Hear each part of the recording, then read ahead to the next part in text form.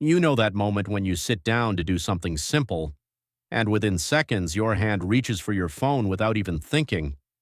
You open one app, then another, and somewhere in between, the thing you meant to do quietly disappears.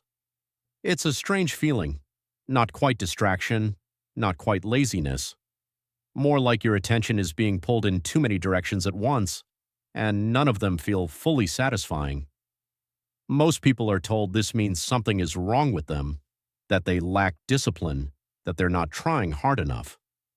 But that explanation tends to create more frustration than clarity, because deep down it doesn't feel accurate. It feels like something else is happening, something harder to name. What often gets overlooked is that this pattern isn't a personal failure, it's a response, a very human response to an environment that's constantly competing for attention. When people talk about not being able to focus anymore, they usually frame it as a motivation problem. But there's more going on here than people realize. The mind isn't just wandering randomly, it's adapting. Over the past decade, the way we interact with information has changed in a very specific way. Short bursts, instant feedback, endless novelty. Each scroll, each notification, each new piece of content gives the brain a small release of dopamine. Not a large, overwhelming reward, but a quick, repeatable one, and the brain learns from repetition. There have been studies in behavioral science showing that when rewards are unpredictable but frequent, they become especially compelling. It's the same mechanism that makes slot machines difficult to walk away from, not because they always give something meaningful, but because they might. So over time, the brain begins to associate small, fast interactions with a sense of relief or stimulation, and slower activities, like studying, reading, or even thinking deeply, start to feel unusually heavy. Not because they are inherently difficult, but because they don't provide the same immediate feedback. In that sense, losing focus isn't about attention disappearing, it's about attention being trained in a different direction, and this training doesn't happen consciously. It builds quietly through repetition.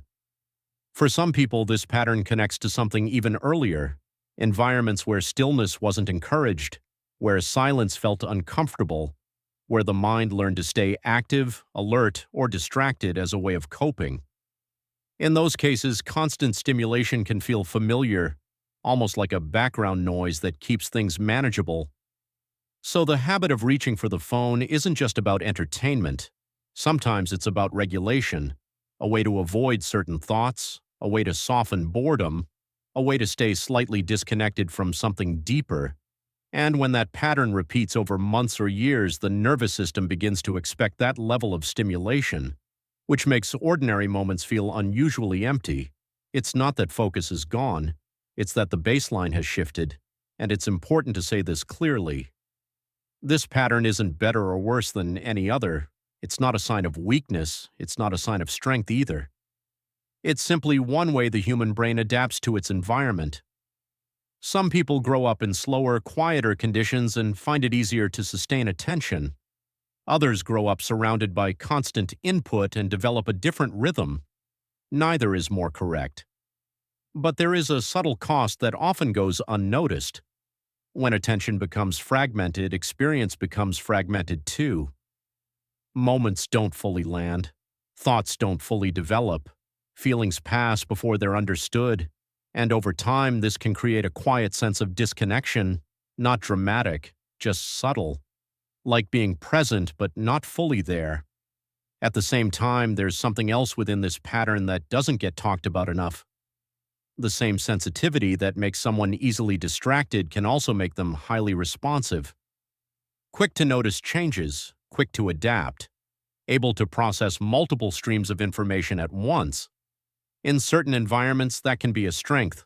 It allows for flexibility, creativity, a kind of mental agility that isn't always visible in traditional settings.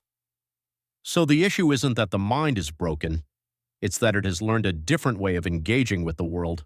And once something is learned, it can also be unlearned or reshaped.